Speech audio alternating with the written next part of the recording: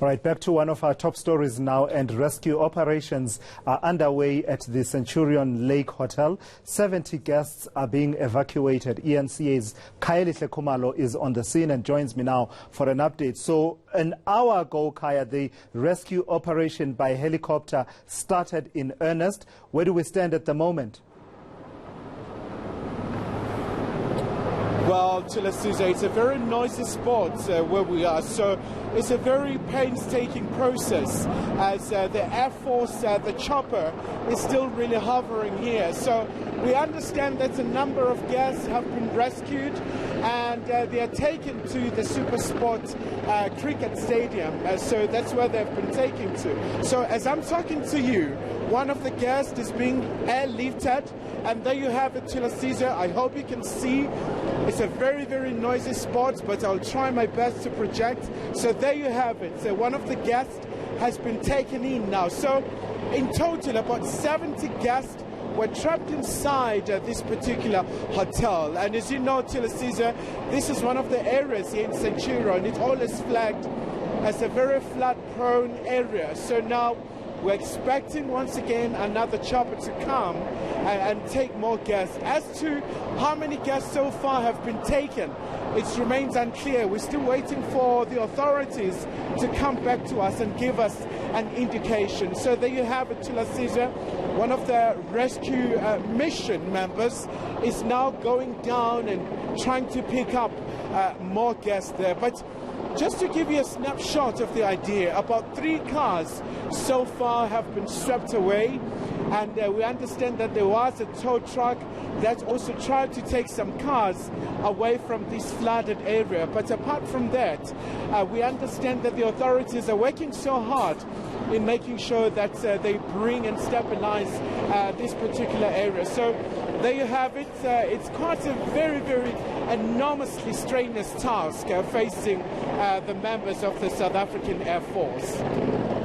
Kaya, I see as we speak, you and I, that the officials there have brought a separate helicopter from the one that we were seeing a bit earlier on. So it's a second helicopter that is now getting involved in that rescue operation. But also at the same time, I noticed that the rain has started again because when we spoke to Heidi about an hour ago, it seemed to have abated somewhat.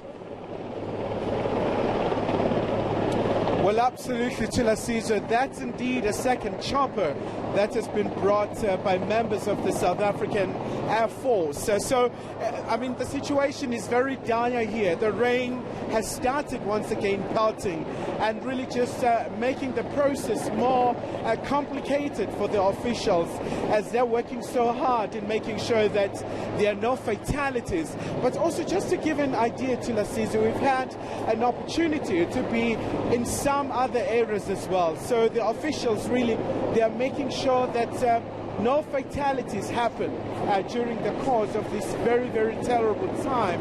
And as you know that for some time, Pretoria, Tilasiza, has been battling drought. And look at what's happening today. These are very incredible scenes. It's something really that is so unprecedented. And also, having been around this hotel numerous times, Tilasiza, when we cover the press briefing, this is really, really unprecedented. It's something that we haven't really seen before, but of course we're still waiting for authorities to come back to us and give us an idea in terms of the operation and many other areas as well in other parts of the country where people have been affected. Whether are we going to get similar attention like you're seeing the involvement of the Air Force? So it really speaks to the importance and how the government is trying to make sure that they minimize the impact of this tragedy. So far, once again, there are no fatalities where we are standing. But also, Tilasiza, it's something that is absolutely incredible that you have seen. The cars were floating here, and also, more importantly, a lot of things have really just gone wrong in terms of, just the systems around here and just exactly where the position of the hotel.